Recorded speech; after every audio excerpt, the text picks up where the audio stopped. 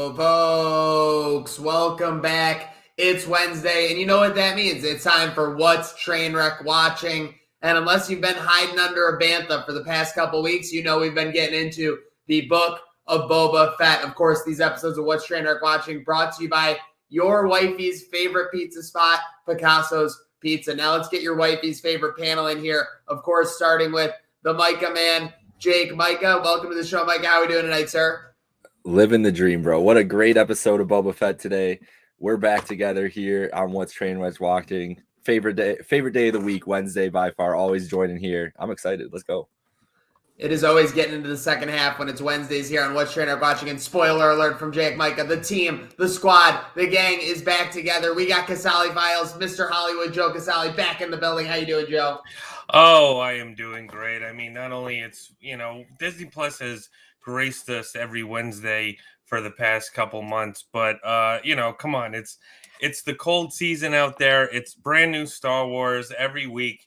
I mean, what a time to be alive, especially with one of my favorite characters, Boba Fett from the OG trilogy, and this show has been nonstop so far. So I'm excited to talk about it with you boys for sure. Let's get right into it. They can't spell trilogy without OG. So I know we obviously get right into the spoilers here on What's TrainWreck Watching. We're talking Book of Boba Fett, Chapter 3, The Streets of Mos Espa. Is that the title we're working with? Yep, yeah. Streets of Mos Espa. What was your takeaway from this episode? Let's start with you, Joe. Let's go around the horn here. Yeah. I mean, definitely, right back at it again with this world of Star Wars post Return of the Jedi with again, our favorite Boba. Every episode has been different so far and great.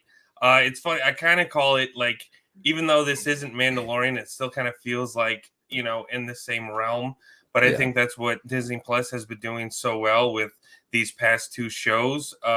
It's not like the sequel trilogy. It's more broadened out, more, OG style storytelling. And I mean, it's just, if you love Star Wars, you're going to love something from this episode, because everything is just there from, little hints at from, how Tatooine was in the prequel era to the OGs, which I just, it's just eye candy galore. But I mean, as far as the story goes, it's just been great, back with our Boba Fett and just figuring out, how he's still going to, maintain the throne of Jabba's palace. Yeah, man, it was a fun episode, I think, all the way through. My biggest takeaway, I've talked about this on this show so many times. I'm a sucker for a good car chase. So they gave us a great speeder chase throughout the streets of Tatooine. That was awesome. I'm going to touch on those speeders too. You notice the color coordination? Did you notice the bright? I've never seen such bright colors on Tatooine, but all those little Ford speeder bikes were all doesn't have anything to do with it. Just caught my eye. No, you're absolutely right. A lot of the fallout I've been seeing from the episode revolves around that color scheme. Whether it was kind of, I guess the word is appropriate for Tatooine, and a lot of people were looking for a Mad Max vibe, a little darker color scheme. But yeah, go on. That's what I was wondering. Like, these kids kind of just showed up out of nowhere. The street gang that Boba is, we'll get into later on. I feel like there's going to be some significance, and that's probably why they're drawing some attention, like some more extreme significance to what's going to be going on. That's why they're trying to draw your attention to it. It was a great episode, though. I mean, this show it's flying by. I can't believe we're 3 through. But just exploring Tatooine with Boba, and just every day there's something new popping up for this poor guy. So let's get into it. Mm-hmm. Agreed. We are exploring Tatooine through Boba's eyes. And the great thing that I love in this episode, as we get into it, so I won't spoil it all the way, Star Wars is at its best when it subverts your expectation. In A New Hope, you had these guys who were just, scrubs, storm the Empire's Death Star, and they rescue a princess, but the princess is the one who kind of has her head on a swivel a little bit better than those guys when they're escaping. It subverts your expectation. And that's what Star Wars did in this episode, and we'll get to that in a minute. But first, we got to give kudos. He stuck out like a sore thumb, I got to say. I mean, because he's such a big-name actor. And we were saying in the pre-show before we launched, wasn't the only one in this episode. But Stephen Root as the merchant. So I liked when he kept saying, I don't know what the exact verbiage was, but he's like, I'm like, upset on your behalf. Or like, he kept saying it like Boba should be the one that was upset, like when he was the one that was obviously dealing with it. He's trying to move some water at a top price. I mean, let's face it, on Tatooine, clearly a very sought after mineral. So hard to blame him. Gave a great performance. What'd you think of this sequence, Casali, as we were looking for Boba kind of holding an open court, so to speak? Yeah. I mean, well, first off, I mean, Stephen Root is nothing but, he's one of those guys that always kind of shows up in unordinary characters within movies like Get Out and Dodgeball and all that stuff. But he's always just a sight to see because he really knows how to really broaden his horizons with different stories. And I mean, everybody wants to be a part of Star Wars one way or another. So, now's the time to do it.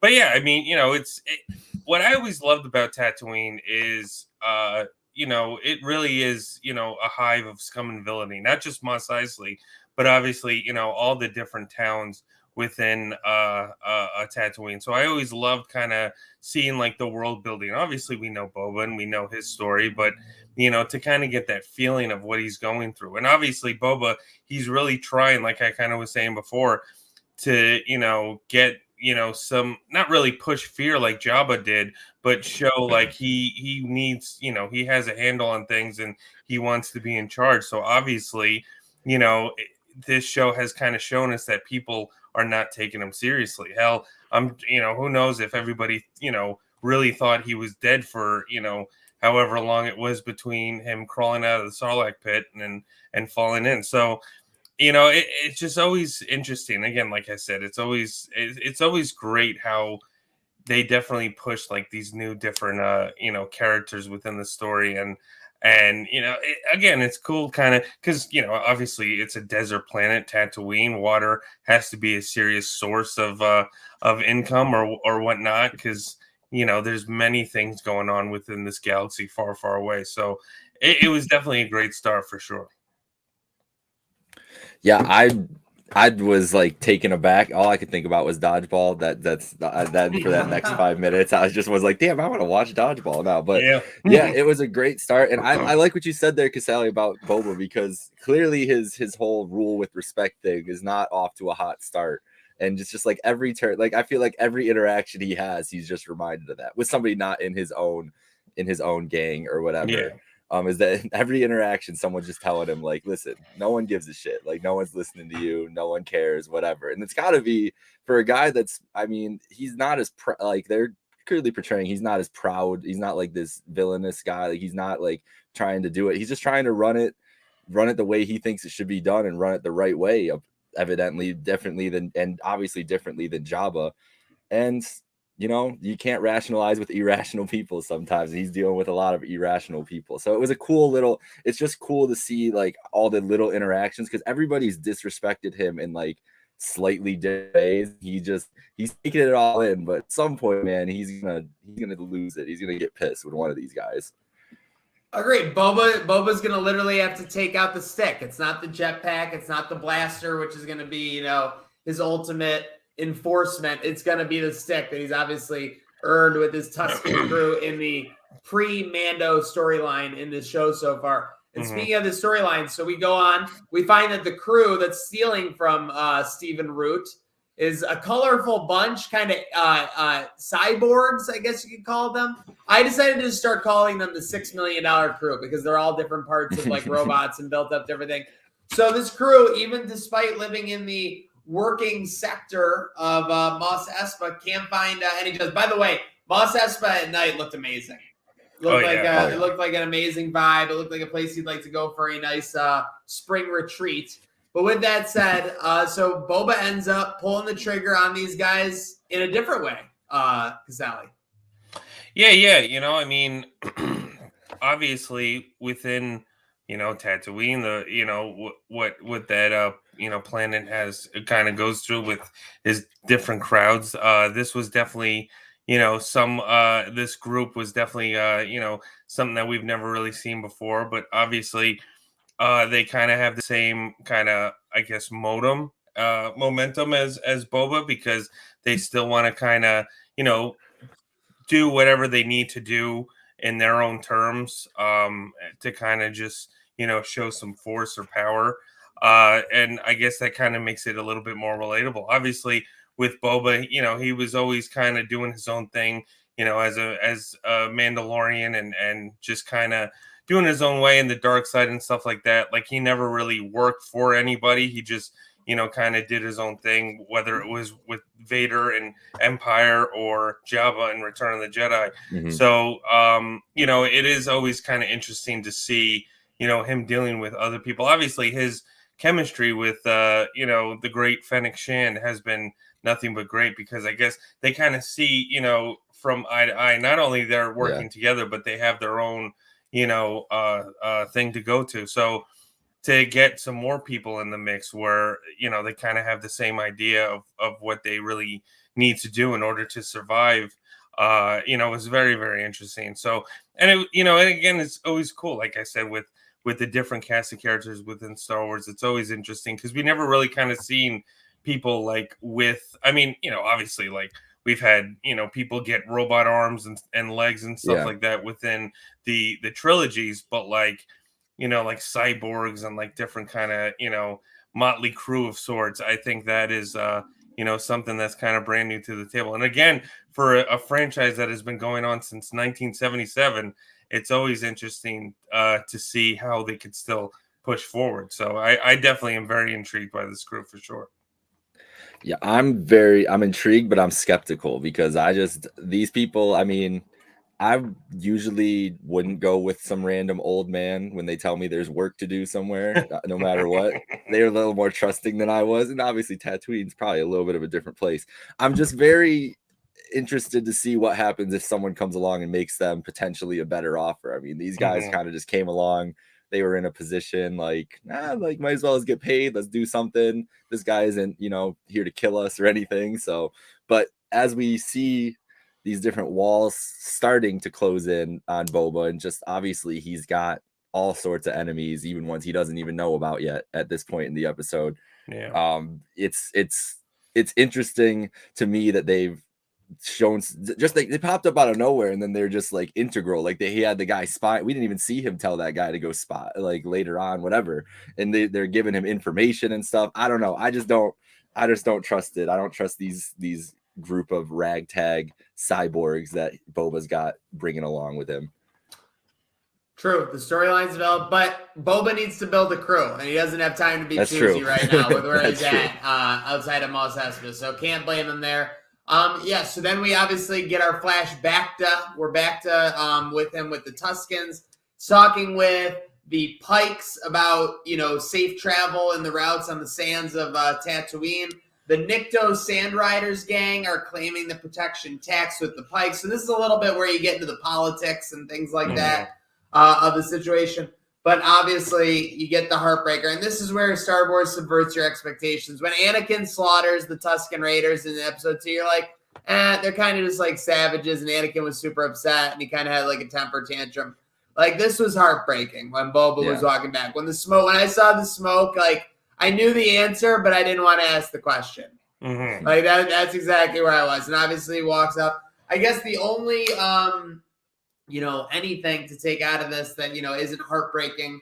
I guess the female warrior wasn't seen amongst the bods. Mm-hmm. Ooh, that's what I was reading the recap. So I had a little tough time when he was going through the bodies. I thought he saw the female, but I guess he saw the, the leader, because they are pretty similar in their dress, unfortunately. But again, this was just so big to me because it was so much different than the episode 2 feeling in my mind. Yeah, absolutely. I mean, again, kind of like what you just said, how it kind of subverts our perspectives, because, we're used to seeing Tusken. And, I brought this up last week for sure, that we're used to seeing the Tusken Raiders as these savages, within the original trilogy, within episode 2, all that stuff. So to kind of see it through, different eyes as them, as friends and not foes, I think is such a great way to, again, kind of move the story along, do different perspectives and whatnot, because this is such, not only is it such obviously a big universe, but we know we've known these characters since, again, A New Hope in 99 and 77. So, it's that's what I really, kind of enjoyed by, at least their introduction within the first 2, because it was kind of cool to, how they set up, not only showing, a sequel to Mandalorian season 2, but to really showcase, what the hell happened to Mhm. Boba Fett after the Sarlacc pit. So, which, has been my favorite part of this show so far. So to kind of, to see that and to kind of, get a little, sentimental about this tribe, it's always interesting. And I always find that, so kind of, special. So I definitely felt like that's definitely been shown throughout, within these first 3 episodes for sure.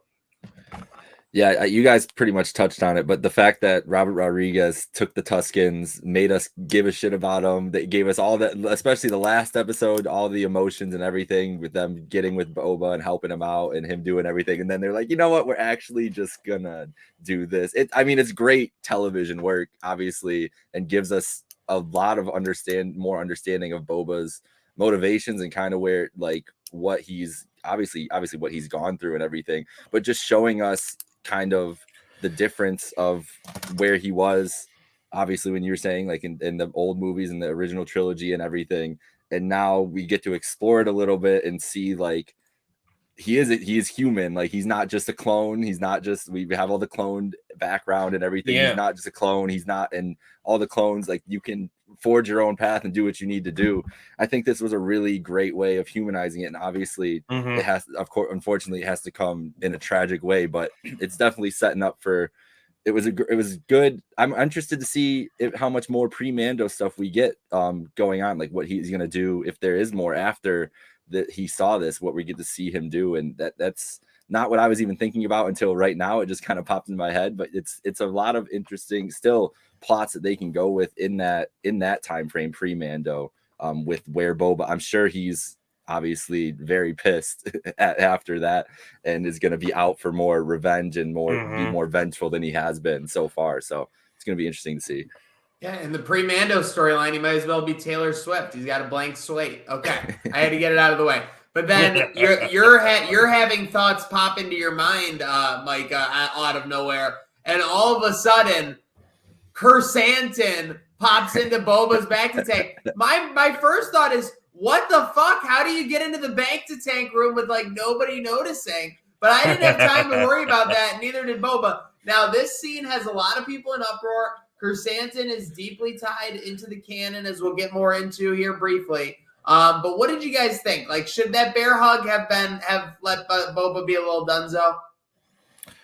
I don't know. I mean, obviously, Wookiees have always had such a weird kind of history within Star Wars. So it's always, I mean, what they're doing with this character is definitely kind of, interesting, because especially, as far as, we our favorite Wookiee, Chewbacca, everybody, I'm sure I remember too when he first showed up, you kind of always, you got that feeling of, the lovable Wookiee. So again, it's always interesting to kind of see, this kind of, take place. I find it interesting too, because, it's funny when they were working on Return of the Jedi, before they turned into Ewoks, they were supposed to be Wookiees that they went to the planet and stuff like that, on before they did those changes. So to kind of, do that, I won't say they're doing that again, but to have a familiar face, even though obviously it's not Chewie, is always is interesting. So I think it's just it definitely I lost what I was going to say. A definitely creative kind of thing to to An have. interesting parallel. Yes. Yeah. Well, I'm with you, Maniac. I thought Boba was dunzo. Like, I was When like, he had him in the bear hug and when he bit the arm, I cringed so hard. There was like a crack sound that they played too. I was like, oh man, this dude's back. He's gonna be like laying on the ground. He was up walking around. It must have just been like had to be the best back crack ever though. Like, from a Wookiee, like, oh my god, you probably feel like a new person after that. But I thought it was fine. I mean, whatever, they came in and they got back up in there pretty quickly. I was just surprised that Boba was able to handle that, but it was cool to see them follow back up. Terrifying. I got scared right when he showed up, when he was right in there. I was like, oh man, like we're really doing I this right now. I had a gas moment because I knew something was up when the tank lifted and water was just like flowing out like crazy, like for that half second. I was like, oh no. It makes you think, like, I mean, we kind of really don't even, I guess, because he's old and withered within, what he has been through. But, like, even as far as what he's, I guess, doing in the Bacta tank all the time, trying to, I guess, repair and as medicine. But it kind of also makes you think of, like, how much of a shock is it, just getting taken out of that right. Bacta tank. Like what are the repercussions even on that? I don't think. I mean, I'm sure it's definitely very slim, but still, I mean, we know these Bacta tanks are as far as a medicine to heal. Like, I mean, we've seen them ever since Empire, really. So, Yeah. Who knows? Well, he's been in there. He's in there all the time too. Like I've Yeah. never A little too seen much anybody in time Star in the Wars. Bacta. So is it Yeah. like giving him powers or something? Maybe it's got like some like extra juice in there, and that's how he was able to like withstand that. Like not powers, but just some kind of extra like I don't know anything, because that would explain that a little bit more. And he is really in there. Like he's in there. A lot. He's So in there a while. Either he's beat up or he's like finessing everybody. Like, listen, I got the sweet stuff in this Bacta tank. I'm ready to go now. It's So just who very knows? soothing. The only thing more sus than that soothing Bacta that Boba's enjoying, these Hutts giving up after like they weren't even in a full episode. Like, so something's going on. I'm trying to read amongst the people. I mean, again, this isn't like Marvel, where there's direct comic book link, even though we'll get to a panel here in a second with Chrysanthemum. But seems to be the idea that a lot of people think is maybe Crimson Dawn as the other syndicate that's taking over, and the Hutts are kind of just stepping aside, gonna let the sides fight it out, and then come in and fight whoever's left over. I mean, any idea you guys have? Or I mean, this is obviously sus, right? We're all on the same page. This is this is like Eleanor Bishop.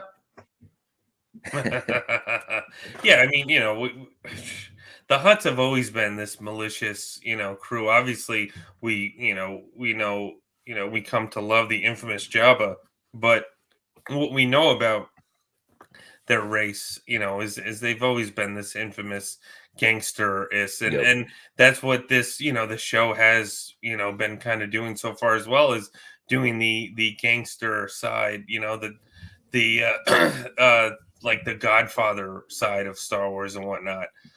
So yeah, I mean, we'll see. But yeah, as far as what they're just giving up and giving it, like, no, I don't believe that for a second. Especially, I mean, this is still episode 3, so for them to bring in this crew, the twins of the Hutts, and this, put a crown on their head.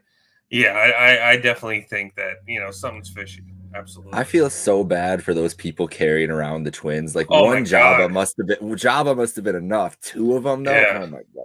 All right, but with they're trying to do something super sus for sure. I mean, they gifted our boy Boba with a beautiful new Rancor. Yes, the big puppy, but that is not a big puppy. That was very at the end of that little scene with Boba, kind of petting him, thinking that there was going to be, he's like, I'm going to ride this thing, whatever. That was a very ominous look from both our guest here and Rancor, because I don't know. I don't know why you would just give somebody a Rancor. It doesn't seem like a nice, I wouldn't give you guys that for Christmas, I don't think. It's just like a gift. So it seems like that was the part where I was like, what? They're really just going to weaponize this man? So I don't know, man. There's not a lot of good energy for Boba. He probably shouldn't be listening to any of these people around him. Yeah.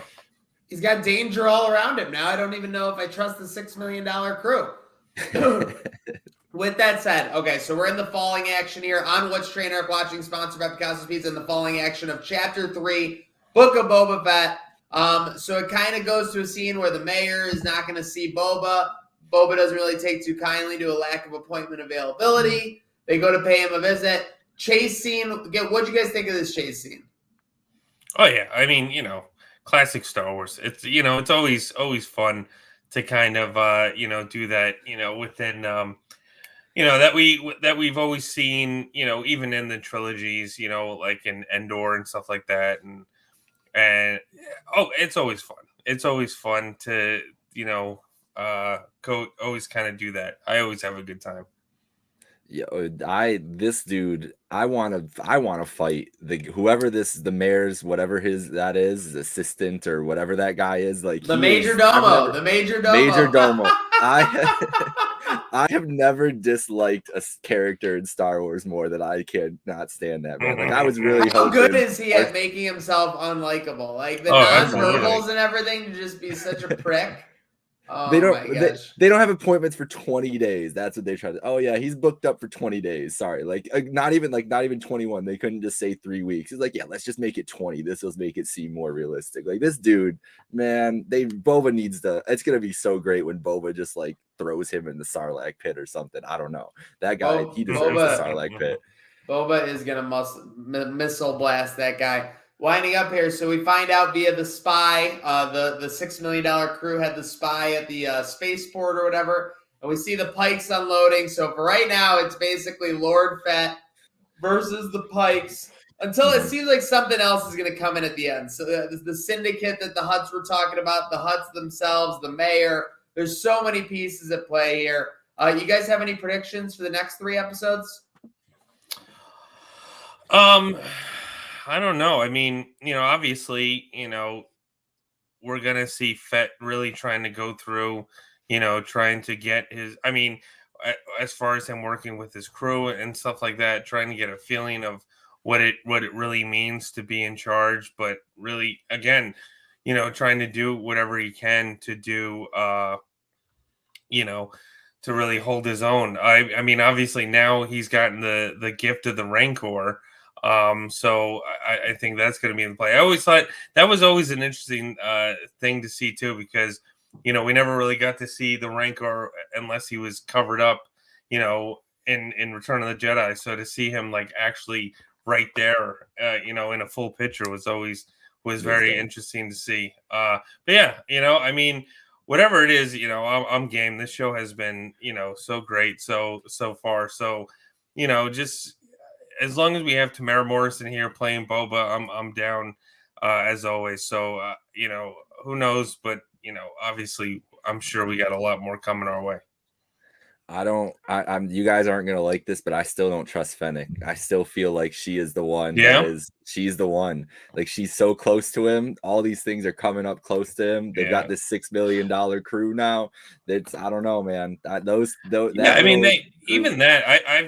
too, that they've been kind of showing a little hesitation between one another. Yeah, a little bit. Like not like very prominent, but a little faint here and there. So I could see that. I just see her being like, I can run this just as good as you can, maybe a little better. And that's all it takes, really, in this kind of universe. I mean, that's a wrestling storyline. He literally saved her he saved her dying in the sands of Tatooine.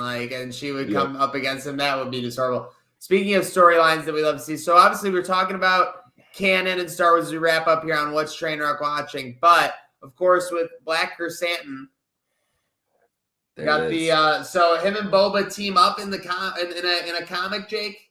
Here's the words of this episode where I think it's good is that when he lets him go, he says, it was either that or I killed him. So he kind of owes him a life debt now, right? Like that's a Wookiee life debt. If he could have killed him in that moment, Kirsten's gonna think about it. He's gonna be like, shit, I gotta go back there. They are together in the comics. This is from a Darth Vader issue. So I mean, I don't know if that has anything to do with this show, if there's going to be some Empire or First Order action going on too. But yeah, I think that one line about him saying I could have killed him as he's running away, it's going to make Kirsten think like, oh man, I owe this man more than anything. And that was, listen, he doesn't need Fennec. He doesn't need those colorful speeder people. Give him the Gamorreans, give him a Wookiee.